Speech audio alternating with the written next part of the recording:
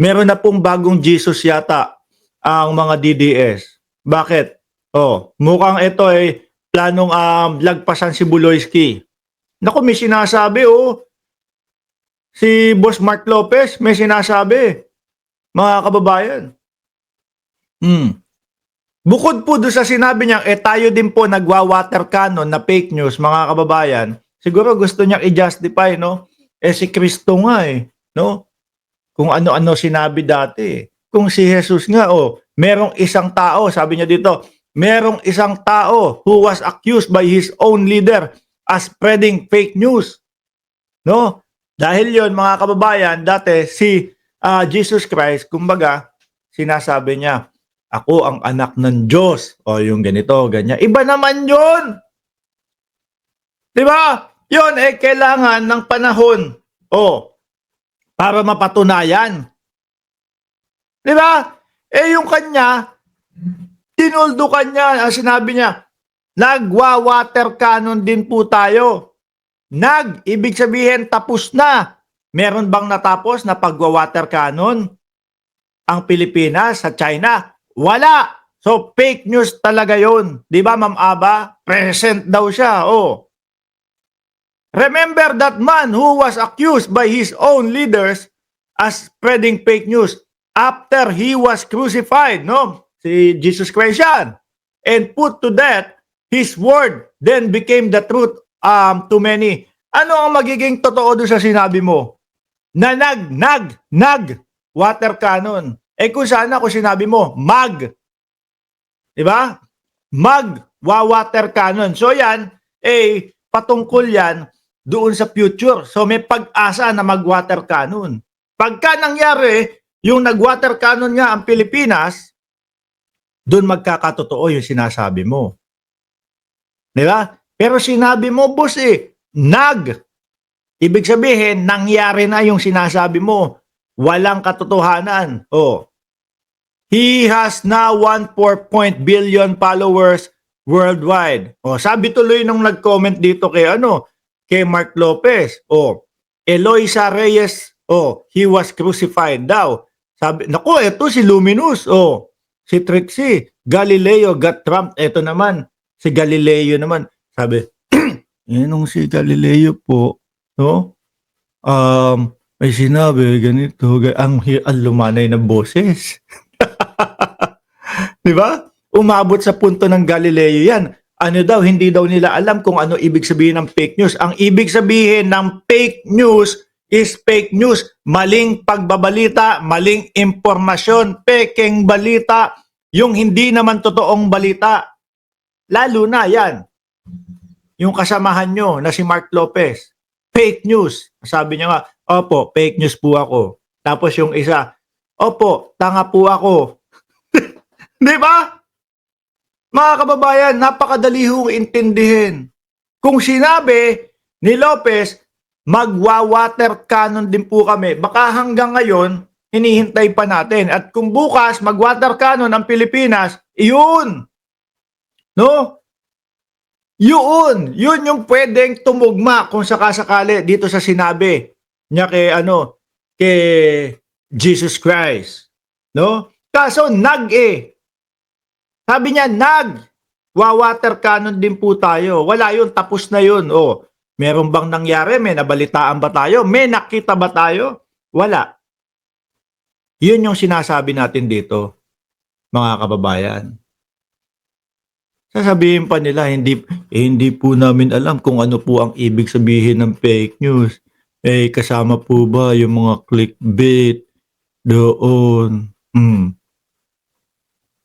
Diyos ko po, hindi kami papahulog dyan sa hindi namin alam kung ano hindi namin po alam kung ano po ang ibig sabihin ng fake news. Ano yan? Feeling Jesus Christ?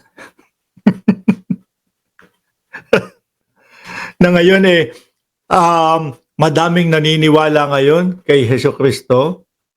So ibig sabihin mo magiging ganun ka, anak na tinapa.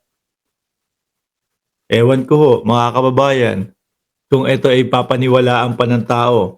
Puro bait-baitan sila sa Congress, bumaha ng luha. Oo! No? may mga nag-iyakan, meron pong 4 na beses na nag-sorry, merong umamin na, opo, fake news po ako, merong opo, tanga po ako, opo, tanga po ako. Di ba? Uy, loko-loko to si Jordan J. Hindi ako may sabi nito, babasahin ko lang ha. Oh, Jesus Christ, Pat version. Uy, tingin ko hindi naman mataba kasi nung nakita ko si Lopez doon sa Congress habang pinapanood mukhang gutom eh.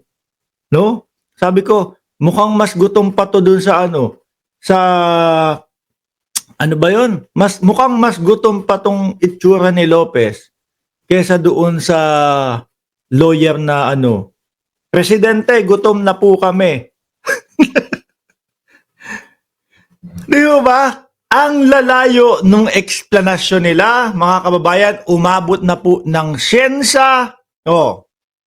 Para malaman lang daw at para ma-justify nila na hindi po sila fake news. Biruin mo, magbalita ka. Meron na pong mga kapulisan ang nagre-resign, ang umaalis sa serbisyo. Samantala po yung mga kapulisan natin, yung mga hepe, mga general, wala silang nabalitaang ganun. Di ba? Wala silang nabalitaang ganun. Nauna pa tong mga to. O meron yung isa, yung pulis. Yung si Pontillas. O di ba? Yun, medyo galit yun nung una. Siguro na-realize niya, kaya humingi ng pasensya at hininto niya na yung pagpo-post ng mga kagaya ng mga sedition na gano'n. Hininto niya. Nagre-reklamo naman sa Net25 kasi daw peki daw yung balita ng Net25, sabi ni Pontillas, na sabi daw ng Net25 hindi daw siya nagsumite ng kumbaga counter affidavit. Pinost niya naku, nagsumite po ako. Siguro nagalit sa kanya yung Net25, no? Bigla kang bumaliktad, kala namin kakampi ka na namin all the way. Tapos biglang wala na, huminto ka na. Balik ka na sa PNP. Di ba? Kaya yung Net25, sasabihin namin hindi ka nagbigay ng counter affidavit.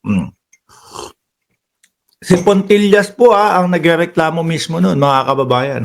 Nakita ko lang po doon sa post ni Pontillas. Sabi ko, i-vlog ko nga ito. Baka kasi meron ng mga nakapanood doon sa Net25 na sinasabi na hindi siya nagbigay ng counter affidavit. Ito pala ang katotohanan dito sa sinabi yung si Pontillas nagbigay naman pala. Baka manatili sa isipan ng taong bayan yun, di ba? At least, kung mapanood dito sa akin, alam niya, ganun pala. Nagbigay naman pala ng counter affidavit. Uulitin ko mga kababayan, ha? si Jesus Christ, mga bossing, gusto yata na ma-justify na hindi sila fake news. Kaso wala, yung kanya bukom-buko, sukol na sukol eh. Wala na ho yun, no way out yun. No?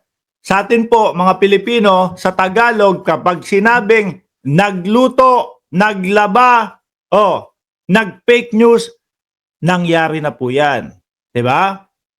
Para doon sa mga hindi makaintindi, yung bot-bot, puro bot-bot. Bot-bot mo, Nemo, bot-bot, Nemo. Pinapaliwanag namin sa inyo ang Tagalog, ha? Bot-bot, Nemo, Mark.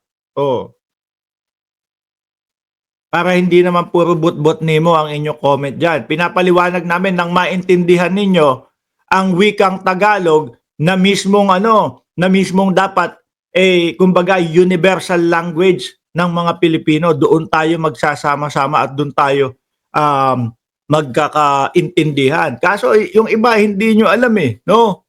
Hindi marunong magtagalog. Kaya bot-bot Nemo. Sa Tagalog, kapag sinabing nagluto, nag-fake news, nag-water cannon, ibig sabihin tapos na yun.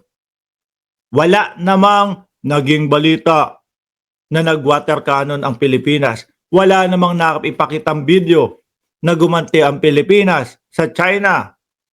No? Walang ganon. Oh, kung sinabi ni Lopez na magwa-water cannon ang Pilipinas, yun, pwede pa natin. Siguro kung bukas o next week nag-water cannon ang Pilipinas, pwede natin masabi, oy, ayun o, tingnan nyo, sabi ko sa inyo, hindi ako fake news eh. Ano sabi ko? Magwa-water cannon ng Pilipinas. O ngayon, nangyari. Eh wala eh. Hindi. Tsaka doon ko nalaman ha, unang-una mga kababayan, doon ko nalaman, yung water cannon facility.